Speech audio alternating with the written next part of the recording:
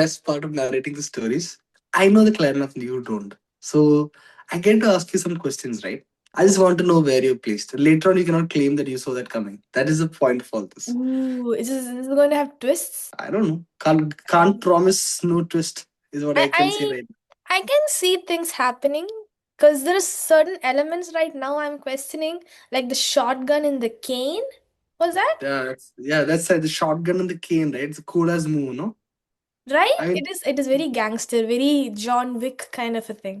okay, let's say this question, right? The bomb is on his neck. I want to ask you at this moment, what do you think? Is a bomb a hoax? Is it a joke or is it a real thing? Given that he tied it on the neck, I find it can be a Wait, hoax. wait, you are thinking that he put the bomb on his neck and walked into the bank? Is that what you're telling? He's wearing the bomb on his neck, okay? Because let's say I'm going into a bank and I'm telling, listen, I have a bomb. Isn't it better if the people Uh, see the bomb than to pretend that I have a bomb?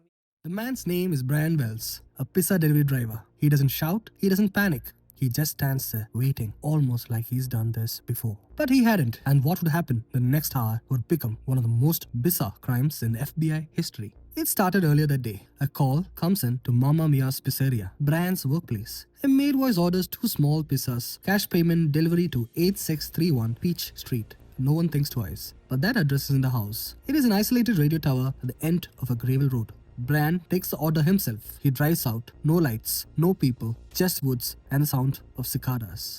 a quick question. Where do you think this is going? Brian gonna have a happy day or not? I hope he gets a good tip. Seems like a shady location to deliver pizza to. What about Radio Tower? People will be working at Radio Tower and they feel like having pizza in the middle of the day. We can never say. Moving on. He gets out of the car holding 2 pizza boxes. But somewhere in those few minutes, everything changes. Someone overpowers him. Someone straps a heavy metal collar around his neck. And when he comes to, they hand him a binder filled with instructions. So now you do understand it was sort of I personal mean, it choice. sucks, right? He's not getting a tip. He gets a bomb on the neck, and now he has to read a freaking binder. Exactly. And see, there's a couple of things which wouldn't have come across in the narration. The order was for some other driver, right? But Brian took it upon himself because he knows that area and he took that area. So you have to imagine when people are saying they're having a shitty day, Yeah, I mean, just at think least you about didn't it. get a bomb on the neck. Exactly. So why don't we go across what was written on those instructions? Step 1. Rob a bank. Step 2. Follow a series of clues scattered around town, each clue leading to the next. At the end, you'll find the key to remove the bomb. I like how they were just rob a bank, any bank, No, just rob it. Go and rob it. I like the way you're thinking because what you just said right now will come to play in later part of the story. Was it a game, a test, or was Brian being set up to die from the very beginning? So, was it a game? Do you think the bomb, the actual bomb, could be fake? I feel like there's so many pieces that is missing. It feels like a game. I mean, what do you think? It's an elaborate setup, right? I can't say it's elaborate because it was just the instructions weren't that elaborate. But yeah, I mean with the treasure hunt, it seems a little bit cheesy. Cheesy, right? Segment 3. 15 minutes to die. 2:30 p.m. Brian walks into the PNC bank, calm and polite. He doesn't run, doesn't shout. He actually waits his turn in line before handing teller the note. He tells them he has a bomb around his neck. The teller freezes. Everyone does. No one knows if he's bluffing or desperate. The teller gives him $8,702, far less than what the note demanded. Brian pockets the cash, steps outside, and drives away. Minutes later, police spot his Geo Metro not far from the bank. They pull him over near a gas station. He steps out calmly and sits on the pavement, cross-legged, like he's waiting for help to arrive. Also, last question, was the bomb real or fake? The way it's going, I think it could be real. Because why would he sit on the floor and he go all through that if he wanted to get the money, but he just went ahead and kind of gave up to the police. So now I'm thinking it could be real, which will be a very sad way. He tells officers he's gonna go off. The instruction will lead you to the keys. Please, just get the key. And they hesitate. Why No. would they hesitate it? Can they not see the bomb? They can, but the fact is, they don't know whether the bomb was real or not. They don't know if the brand is part of it or brand is just the part of an elaborate hoax. Yeah, but he's too collected, isn't he? Like he's too calm. If I had a bomb on the neck, I would first go to the You police. would feel that way, right? You would feel a little more That's the initial feeling we get as well. Like when he comes into the bank and all, then the way he's walking, he waited on line for the teller to call his name. I mean, Oh, I would be a little more, hurried, right? What do you think? Like yeah. if you were born, Forget hurrying. I will just go to the person who can get the bomb off my neck. I won't go to the yeah. bank. Even if they say that, look, you have to do this to remove the bomb, you would feel like get to the teller, give out the note, and get the money and get out of there fast. I mean, that's my thinking. 3 minutes before the bomb squad arrives, caller starts beeping, the device explodes, and Brian Wells dies instantly. So you are right. You call that one right, Murli? The I don't cost know. of being I right. was I was going through this. I was reading through this. I actually thought that bomb was gonna be a fake thing. Yeah, because I mean, Yeah. I still don't get. At that point of time, I didn't get why he would wait on the teller. But when you go across the story, you'll come to know more. But I'm just thinking like so the options which Brian had was first to get the money and then figure out the treasure hunt and get the key. So he Exactly. could live if he had followed those rules, right? I don't know. I think you'll come to the later part of the story where you'll feel like you might be wrong. Segment 4, The Binder of Death. When the FBI search Brian's car, they find a binder on the passenger seat. Inside, pages of typed instructions, a scavenger hunt written like a twisted puzzle game. Go to the McDonald's sign at the Peach Street. Find a jar containing your next clue. Do not delay or the device will detonate. Each step was meant to buy time, each clue just far enough apart to keep him moving, but not enough to escape. When agents followed the directions, they found the first site, but the clue jar was gone. The second, empty. Someone had already been there. It looked like the entire game was rigged. Brian was never meant to survive. And then, 3 weeks later, police get a strange 911 call. A man's voice says calmly, I have a body in my freezer. But it has nothing to do with the collar bomb case. When they get there, they find a man named James Roden, dead, frozen solid. The caller's name? Bill Rothstein, a handyman who just happens to live 2 miles from where Brian made his last delivery. And that is when this story takes a darker turn. So what happened is, like, Ooh. I the co-conspirators, right? The people who did this, they find out the police is looking for the clues and they made a run for it. They removed all those clues. You just gave away something. You told co-conspirators. So that's That's two what the people. police thought Oh, because right. they That's put all police. the notes in the notes. It was mentioned as we, It could be like an organization, like a cult, something like that. or it could be someone like misleading the entire people, like just one man show. I don't know. Segment 5, The Genius and the Manipulator. Bill Rothstein isn't your average suspect. He's smart, mechanical, precise, and his story changes every time the police talk to him. He admits he helped move James Roden's body, but he insists he has nothing to do with the bomb. Then, without being asked, he blurts out this has nothing to do with the robbery, and that gets the FBI's attention. Inside Rothstein's house, they find bomb making tools, sketches, notes, and evidence trying him to someone else. It gets crazier, right? Now the police goes into his apartment. Okay, he opens the freezer. He sees the body and he says, "See, I'm storing it for a friend. She had killed him by accident." And then she said, "Can you store it?" And I said, "Okay." And but then later on, apparently, the friend said, "Can you cut it into pieces and throw it away?" He said, "No, no." That's where he drew the line. He called the cops. He said, "No, I Oh, can't do that." that's where I draw the line. I can He store the head, did. but I can cut No, it up dead body. The whole body was there, in not the just the head. fridge. So it I was think we already had a cut. not we're not thinking about those fridges where you open the door. We're talking about that big long, ice Ah, when right, you go to the market, you get those big fridges, right? right, right. Very hard to get a friend who has a fridge and hard to get a friend who's ready to store the body as well. That was what made me pique my interest. The next part is gonna blow your mind. Now see, police got this body, right? It's a very now they have always stressed out about the bank robber case. Now they have this stuff happening. And the guy, he goes, by the way, this has nothing to do with the bank robbery, which happened 2 weeks ago. I mean, yeah, when you're saying the whole thing, might as well just say the whole thing. Police who had no clue, right? Police who Oh, thought by the this, way, stop. You know that robbery? Yeah, this has nothing to do with it. yeah, like police didn't ask him. He just came out and said, that's what it is. Now we come across to the main person behind the conspiracy. A woman named Marjorie Dial Armstrong. See, I told you, this is an equal opportunity true crime, right? Yeah, I mean, this is not one of those Yeah, exactly. women getting paid They less than cannot be men. accused of sexism. They there's Feminism in all aspects. exactly. It's such a guys. We are laughing such a sad story, but Right. Marjorie is brilliant, manipulative, and deeply unstable. Diagnosed with bipolar disorder, a history of violent relationships, an obsession with control. She and Rothstein were former lovers, and together they might have planned the perfect crime. But who was really in charge? Was it the Rothstein, the mastermind, or was Marjorie pulling the strings? now before we get on to the last couple of segments, right? I want to ask you, what do you think? Uh, is Marjorie the person who is a mastermind, or Rothstein?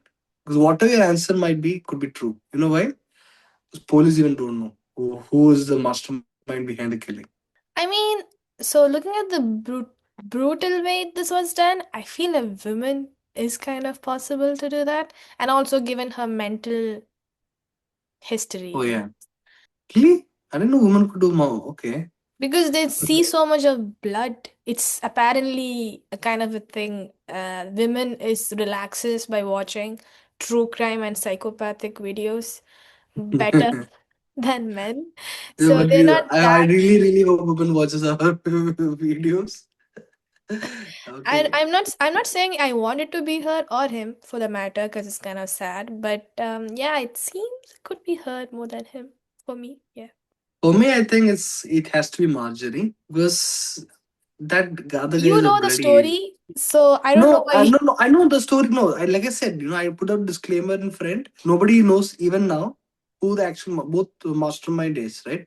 They both claim that the other one is a mastermind. But just the fact that Bill Rothstein blurted out that we had nothing to do with the bank robbery kind of screams to me out that I don't think he's a mastermind of anything.